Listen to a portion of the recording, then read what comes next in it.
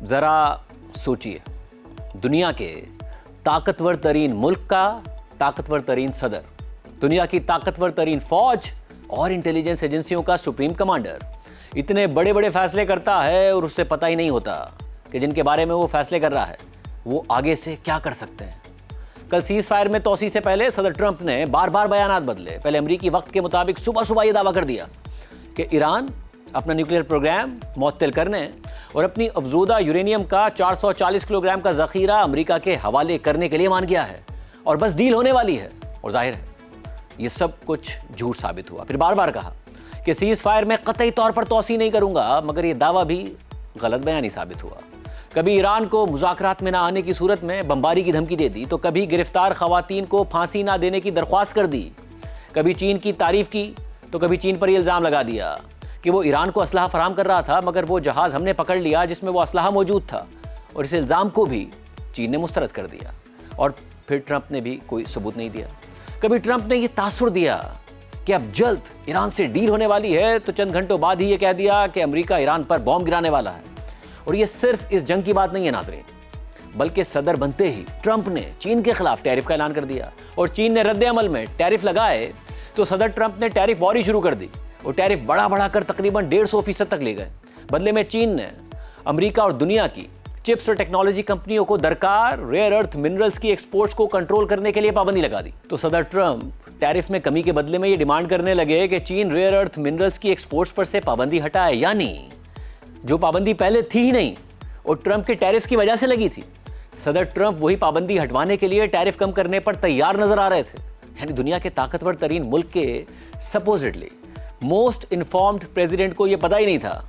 کہ اگر ان کے پاس ٹیرف کا ہتھیار موجود ہے تو چین کے پاس بھی ریئر ارتھ منرلز کی ایکسپورٹ پر پابندی لگانے کا ہتھیار موجود ہے۔ اور انفیکٹ اب 1 سال گزرنے، امریکی عدالتوں کے ٹیرف کے خلاف فیصلے آنے اور ٹیرفز کے باوجود امریکہ کا کوئی فائدہ نہ ہونے کے بعد یہ بات ثابت ہو گئی ہے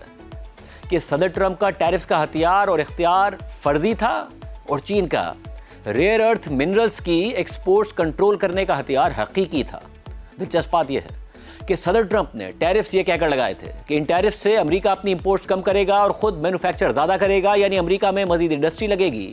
مزید مینوفیکچرنگ جابز پیدا ہوں گی۔ مگر صدر ٹرمپ کے صدر بننے کے بعد امریکہ میں الٹا 1.5 لاکھ مینوفیکچرنگ جابز میں کمی آئی ہے، یعنی اور زیادہ لوگ بے روزگار ہو گئے ہیں۔ اور ٹرمپ جو دعوے کرتے تھے کہ ہم نے اربوں ڈالرز کا ٹیرف جمع کر لیا ہے وہ امریکی عوام پر خرچ ہوگا، تو اب امریکی عدالت کے فیصلے کی پاسداری کرتے ہوئے ان کی حکومت نے جمع کیے گئے ٹیرفز کی سود سمیت واپس ادائیگی کا سلسلہ شروع کر دیا ہے، یعنی جو رقم ٹرمپ کے ٹیرفز کی وجہ سے امریکی حکومت کو ملی تھی اس کی سود سمیت ادائیگی شروع کر دی گئی ہے۔ اور آج بھی صدر ٹرمپ نے امریکہ کی سپریم کورٹ پر جانبداری کا الزام لگایا ہے اور 159 ارب ڈالرز کے ٹیرفز کی واپسی کو ظلم قرار دیتے ہوئے امریکہ کے لیے اسے ایک مہنگا تماچا قرار دیا ہے۔ دوسری مثال لیجیے، صدر ٹرمپ نے خود مانا کہ انہیں پتہ ہی نہیں تھا کہ ایران پر امریکہ اور اسرائیل حملہ کریں گے تو ایران جواب میں عرب ممالک پر اتنے شدید حملے کر دے گا، حالانکہ ایران کے اس وقت کے سپریم لیڈر آیت اللہ علی خامنائی کہہ چکے تھے کہ اگر امریکہ نے اسرائیل کے کہنے پر ایران پر حملہ کیا تو یہ جنگ پورے خطے کی جنگ بن جائے گی، مگر ٹرمپ کو پھر بھی اندازہ نہیں تھا۔ پھر ایران نے خطے میں موجود امریکہ کے اثاثوں یہاں تک کہ سفارت خانوں پر حملہ کر دیا، اور یہ سوال اٹھا کہ عراق جنگ کی طرح حملے سے پہلے اس خطے میں موجود امریکی اسٹاف اور ان کی فیملیز کو امریکہ نے نکالا کیوں نہیں تھا؟ تو صدر ٹرمپ کا پھر یہی جواب تھا کہ انہیں پتہ ہی نہیں تھا کہ ایران اس طرح جواباً حملہ کرے گا۔ کیا یہ بات آپ کی سمجھ میں آتی ہے کہ ایران پر حملہ کرنے سے پہلے صدر ٹرمپ کی سمجھ میں یہ بات کیوں نہیں آئی؟ ایک اور مثال لیجیے، ایران نے امریکی اور اسرائیلی حملوں کے جواب میں اسٹریٹ آف ہرمز بند کر دی، تو صدر ٹرمپ نے پھر یہ کہہ دیا کہ انہیں اندازہ ہی نہیں تھا کہ ایران اس طرح دنیا بھر کی تجارت متاثر کر دے گا، اور یہ سب کچھ کرنا ایران کے لیے اتنا آسان تھا، اور تیل کی قیمتیں ایران جنگ کی وجہ سے آسمان سے باتیں کرنے لگیں گی، صدر ٹرمپ کو یہ بھی نہیں پتا تھا۔ اور اب ایران سے اسٹریٹ آف ہرمز کھلوانے کے لیے صدر ٹرمپ نے اسے مزید بند کر دیا ہے اور ایران کے جہازوں کو بھی روک دیا ہے، اور ایران نے ساتھ دھمکی دے دی ہے کہ وہ ریڈ سی میں باب المندب کا راستہ بند کر دے گا، جہاں سے سعودی عرب کا تقریباً 7 ملین بیرلز تیل گزر رہا ہے اور دنیا کی 12% تجارت گزرتی ہے۔ اور کیونکہ